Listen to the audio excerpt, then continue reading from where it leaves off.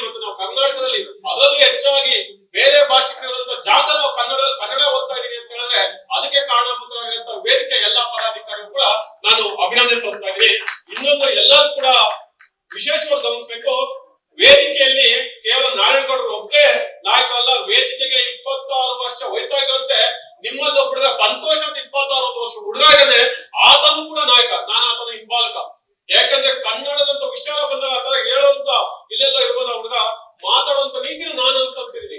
ಇದೆಲ್ಲರಿಗೂ ಕೂಡ ಮೊದಲಿಗೆ ನಾನು ವೇದಿಕೆಗೆ ಅಭಿನಂದಿಸ್ತೀನಿ ಸರ್. ಇನ್ನ ಸಂವಾದ ವಿಷಯಕ್ಕೆ ಬರೋದಾದ್ರೆ ಮೊನ್ನೆ ಒಂದು ಕಾರ್ಯಕ್ರಮ ಮುಗಿಸಿ HSV ಅವ್ರ ಕಾರ್ಯಕ್ರಮ ಮುಗಿಸಿ ನಾನು ಹಂಪನ ನಾಗರಾಜ್ ಅವ್ರನ್ನ ನನ್ನ ಕಾಲ ಕರ್ಕೊಂಡು ಹೋಗ್ತಾ ಹಂಪನ ನಾಗರಾಜ್ ಕೇಳ್ತಾರೆ, ಅನಿಲ್ ಅವರೇ ಈ ರಾಜ್ಯದಲ್ಲಿ ನಮ್ಮ ತೆರಿಗೆ ದುಡ್ಡನ್ನ ನಾವು ಇಷ್ಟೆಲ್ಲ ಕಟ್ತಾ ಇದ್ವಲ್ಲ, ನಾವು ಬರ್ತಾ ಇರೋದು ಬಿಡಿಗಾಸಲ್ವಾ, ಇದ್ರ ಬಗ್ಗೆ ಕಾನೂನಲ್ಲಿ ಅವಕಾಶ ಇದೆಯಾ?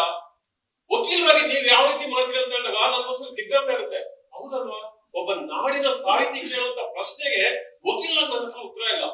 ಯಾರೋ ಇವತ್ತೊಂದ್ ದಿನ ರಾಷ್ಟ್ರದಲ್ಲಿ ರಾಷ್ಟ್ರ ಮಟ್ಟದ ಪ್ರಶಸ್ತಿಗಳನ್ನ ಪಡ್ಕೊಳ್ಳೋದಕ್ಕೋಸ್ಕರ ಕೇಂದ್ರದ ಸಾಹಿತ್ಯ ಅಕಾಡೆಮಿ ಪ್ರಶಸ್ತಿ ಆಗಿರ್ಬೋದು, ಜ್ಞಾನಪೀಠ ಪ್ರಶಸ್ತಿಯಾಗಿ ಪ್ರಶಸ್ತಿ ಪಡ್ಕೊಳ್ಳೋದಕ್ಕೋಸ್ಕರ ನಮ್ಮ ಕನ್ನಡನೇ ಸಂಸ್ಕೃತದ ಹುಟ್ಟಿರೋದು ಅಂತ ಹೇಳ್ತಲ್ಲ, ಅಂತವ್ರಿಗೆ ಮೊದಲಿಗೆ ನಾವು ಧಿಕ್ಕಾರ ಕೊಡ್ಬೇಕು. ಕನ್ನಡಕ್ಕೆ ಗೌರವ ಕೊಡದೆ ಎಷ್ಟೇ ದೊಡ್ಡ ವ್ಯಕ್ತಿ ಆದ್ರೂ ಕೂಡ ಅವ್ರನ್ನ ನಾವು ಅಮಾನ್ಯ ರೀತಿಯಲ್ಲಿ ತಿರಸ್ಕಾರ ಮಾಡ್ಬೇಕು ಅಂತ ಹೇಳ್ತಾ, ಎರಡನೇದು ನನ್ನ ಒಂದು ವಿಚಾರ ಸರ್, ಕನ್ನಡದ ನಾಡು ನುಡಿ ವಿಚಾರ ಅಂತ ಬಂದಾಗ ನಾವೆಲ್ಲ ಏನ್ ಮಾಡ್ತೀರಿ, ಇತ್ತೀಚೆಗೆ ಒಂದು ಟ್ರೈನ್ ಸ್ಟಾರ್ಟ್ ಆಗ್ಬಿಡುತ್ತೆ. ಕನ್ನಡನ ಬೈಯೋದು ಅಥವಾ ಯಾವ್ದನ್ನ ಸರ್ಕಾರನ ಓಲೈಕೆ ಮಾಡ್ಕೊಂಡು ಅಲ್ಲಿರುವಂತ ಅಕಾಡೆಮಿ ಅಧ್ಯಕ್ಷರು ಇಲ್ಲ ಇನ್ನೊಂದು ಯಾವ್ದನ್ನ ಸರ್ಕಾರದ ಕೂಟುಕಾರಕ್ಕೋಸ್ಕರ ಕನ್ನಡನ ತೇಜ ಮಾಡುವಂತ ಹೀನಾಯ ಸಂಸ್ಕೃತಿ ಬೆಳೀತಾ ಇದೆ ಸರ್. ಅಂತ ಸಮಯದಲ್ಲಿ ಏನ್ ಮಾಡ್ಬೇಕು ಅಂದ್ರೆ ನಾವು ಸಿಕ್ಕ ಠಾಣೆಗಳಲ್ಲಿ ಅವ್ರ ಮೇಲೆ ದೂರು ದಾಖಲಿಸಬೇಕು, ನ್ಯಾಯಾಲಯಗಳಲ್ಲಿ ಅವ್ರ ಮೇಲೆ ನಾವು ದಾಖಲೆ ಹುಡುಕ್ಬೇಕು. ಆವಾಗ ಏನಾಗುತ್ತೆ, ಅವನು ಇಲ್ಲಿದ್ರೆ ನನ್ನ ಬದುಕ ಬಿಡಲ್ಲ ಅಂತ ಪಕ್ಕದ ರಾಜ್ಯ ಹೋಗ್ತಾನೆ. ಆ ರೀತಿ ಮಾಡಿದಾಗ ಅಷ್ಟೇ ನಮ್ಮ ಕನ್ನಡದ ಬಗ್ಗೆ ತೇಜಾವಧೆ ಮಾಡೋದನ್ನ ನಿಲ್ಲಿಸ್ತಾರೆ ಸರ್. ಇಲ್ಲಾಂದ್ರೆ ಏನಾಗುತ್ತೆ, ಕನ್ನಡದಲ್ಲಿ ಇವತ್ತು ಅಕ್ಷರಗಳೇ ಗೊತ್ತಿರುವಂತ ವ್ಯಕ್ತಿ ಕನ್ನಡದ ಬಗ್ಗೆ ಮಾತಾಡುವಂತ ಸ್ಥಿತಿ ನಾವು ಇವತ್ತು ಕಂಡುಕೊಂಡಿದ್ವಿ.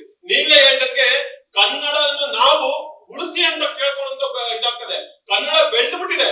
4ನೇ ಶತಮಾನದಲ್ಲಿ ಕದಂಬ ರಾಜದ ಮೊದಲೇ ವಂಶ ನಮ್ಮ ಮಯೂರ ಇತ್ತು, ಇವಾಗಿನ ನಾಲ್ವಡಿ ವಂಶದವರೆಗೂ ಕೂಡ ಕನ್ನಡ ಬೆಳೆದಿದೆ. ನಾವು ಉಳಿಸ್ಬೇಕು ಅಷ್ಟೇ. ದಯಮಾಡಿ ನಿಮ್ಮ ವೇದಿಕೆಯ ವತಿಯಿಂದ ಯಾವುದೇ ರೀತಿಯ ಕಾನೂನು ಘಟ್ಟದ ನೀವು ಯಾವುದೇ ರೀತಿಯ ಬಾಟ್ಲೆಗಳು ಕೊಟ್ಟರೂ ಕೂಡ ಅದ್ರಲ್ಲಿ ನಾವು ಮುಂಚೂಣಿಯಲ್ಲಿ ನಿಂತ್ಕೊಂಡು ನಮಗೆ ತಿಳಿದಿರುವಂತ ನ್ಯಾಯಾಲಯಗಳಲ್ಲಿ ಕೂಡ ನಾವು ದಾವೆ ಸಲ್ಲಿಸಕ್ಕೆ ನಿಮ್ ಜೊತೆ ನಿಂತ್ಕೊಳ್ತೀವಿ ಸರ್. ವಿಶೇಷವಾಗಿ ಈ ಒಂದರಲ್ಲಿ ನಮ್ಮ ಸೀನಿಯರ್ ವಕೀಲರು ಅವರ ಕೋರ್ಟ್ ಟಾರ್ಚರು, ನ್ಯಾಯಾಲಯ ಮತ್ತೆ ಕಚೇರಿ ಅಲ್ದಾಟ, ಮನೆಯಲ್ಲಿ ಎತ್ತಿ ಮತ್ತೆ ಜಂಜಾಟ ಎಲ್ಲಾನು ಮರೆತು ಒಂದು ಇಷ್ಟೊತ್ತು ಕಿವಿಗೆ ಒಳ್ಳೆ ಊಟ ಕೊಡ್ಸಂತ ಈ ನಮ್ಮ ಗಾಯಕ ರಸಪ್ರವೀಣರಿಗೆ ಒಂದು ಜೋರಾದ ಚಪ್ಪಾಳೆ ಬರಲೇಬೇಕು. ನಿಮ್ಗೆಲ್ಲರೂ ಕೂಡ ಮತ್ತೊಮ್ಮೆ ಈ ಒಂದು ನಮ್ಮನ್ನ ಇಲ್ಲಿಗೆ ಕರೆದು ನಿಮ್ ಜೊತೆ ಮಾತಾಡಿ